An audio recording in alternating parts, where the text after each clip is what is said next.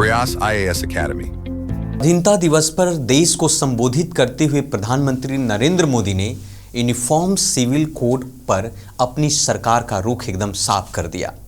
यही नहीं, उन्होंने यूसीसी को एक नया नाम से संबोधित किया। उन्होंने इसे सेकुलर सिविल कोड बताया। सिविल कोड को हम लेकर के जी रहे हैं, वो सिविल कोड सचमुच में तो एक प्रकार का कम्युनल सिविल कोड। नमस्कार, मैं रोहित कुमार, प्रयास IAS के डिजिटल प्लेटफॉर्म पर आपका स्वागत है। स्वाधीनता दिवस पर लाल किले पर तिरंगा फहराने के बाद देश को संबोधित करते हुए प्रधानमंत्री नरेंद्र मोदी ने यूनिफॉर्म सिविल कोड पर एक तरह से अपनी सरकार का रुख एकदम साफ कर दिया है। लगातार 11वीं बार लाल किले के प्राचीर से अपने संबोधन में प्रधानमंत्री ने देश में यूसीसी लागू करने पर जोर दिया। यही नहीं, उन्होंने यूसीसी को एक नया नाम से संबोधित किया और उन्होंने इसे सेकुलर सिविल कोड बताया। हमारे देश में सुप्रीम कोर्ट ने बार बार यूनिफॉर्म सिविल कोड को लेकर के चर्चा की है। जिस सिविल कोड को हम लेकर के जी रहे हैं, वो सिविल कोड सचमुच में तो एक प्रकार का कम्युनल सिविल कोड है। कानून धर्म के आधार पर देश को बांटते, ऐसे कानूनों को आधुनिक समाज में कोई स्थान नहीं हो सकता है। समय की मांग है कि देश में एक सेकुलर। प्रधानमंत्री ने कहा कि आज देश में कॉमनल नहीं बल्कि एक सेकुलर सिविल कोड की जरूरत है, जिसे सिविल कोड का हम पालन कर पा रहे हैं। वह कॉमनल सिविल कोड है। समय की यह मांग है कि देश में एक सेकुलर सिविल कोड हो। इसके बाद ही हमें धर्मों के आधार पर भेदभाव से मुक्ति मिलेगी। प्रधानमंत्री ने कहा कि सुप्रीम कोर्ट ने यूनिफॉर्म सिविल कोड पर कई बार चर्चा की है, कई बार आदेश भी दिए हैं। मोदी ने यह भी कहा कि संविधान निर्माताओं का सपना पूरा करना हमारा दायित्व है। धर्म के आधार पर समाज को बांटने वाले कानून आधुनिक समाज स्थापित नहीं कर सकते, इसीलिए इनका कोई स्थान नहीं हो सकता है। समिति की सिफारिश पर साल 1956 में हिंदुओं और बौद्धों और जैनियों और सिखों के उत्तराधिकार से जुड़े मामलों को सुलझाने के लिए हिंदू उत्तराधिकार अधिनियम अपनाया गया।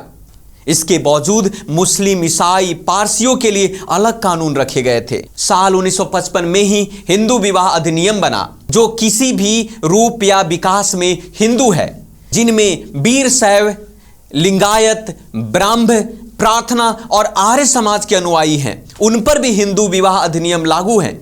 इस कानून की धारा 2 के बी के अनुसार यह धर्म से बौद्ध, जैन, सिख के लोग पर भी यह लागू होता है।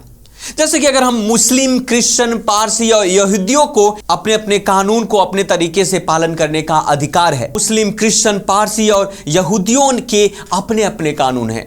वहीं भारतीय मुसलमान मुस्लिम पर्सनल लॉ यानी कि शरीयत एप्लीकेशंस एक्ट 1937 को शरीयत कानून मानते हैं। यह मुसलमानों के बीच विवाह, गोद लेने, विरासत, तलाक, उत्तराधिकारी जैसे व्यक्तिगत मामलों को नियंत्रण करने के लिए इस्लामी कानूनों को मान्यता देता है। अब थोड़ा सा यूनिफॉर्म सिविल कोड के बारे में समझते हैं कि दरअसल यूनिफॉर्म सिविल कोड है क्या। यूनिफॉर्म सिविल कोड यानी कि समान नागरिक संहिता, जिसे प्रधानमंत्री ने सेकुलर सिविल कोड के नाम से संबोधित किया।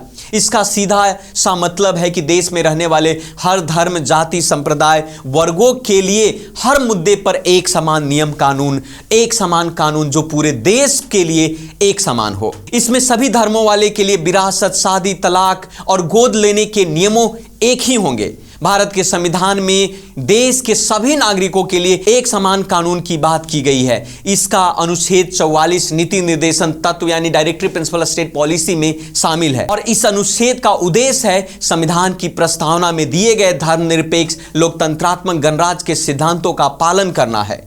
अनुच्छेद 44 कहा गया है कि सभी नागरिकों के लिए यूनिफॉर्म सिविल कोड बनाना सरकार का दायित्व है। साथ में मैं ये भी बता दूं कि देश में सबसे पहला उत्तराखंड राज्य समान नागरिक संहिता को लागू भी कर चुका है। हालांकि उत्तराखंड में अनुसूचित जनजाति को इस कानून के दायरे से बाहर रखा गया। तो ये था हमारा सेकुलर सिविल कोड। किसी भी प्रकार के वीडियो के लिए प्रयास IAS के YouTube चैनल को सब्सक्राइब करें, बेल आइकन को प्रेस करें ताकि नोटिफिकेशंस मिले और इस वीडियो को शेयर करें, लाइक करें, सब्सक्राइब करें। धन्यवाद।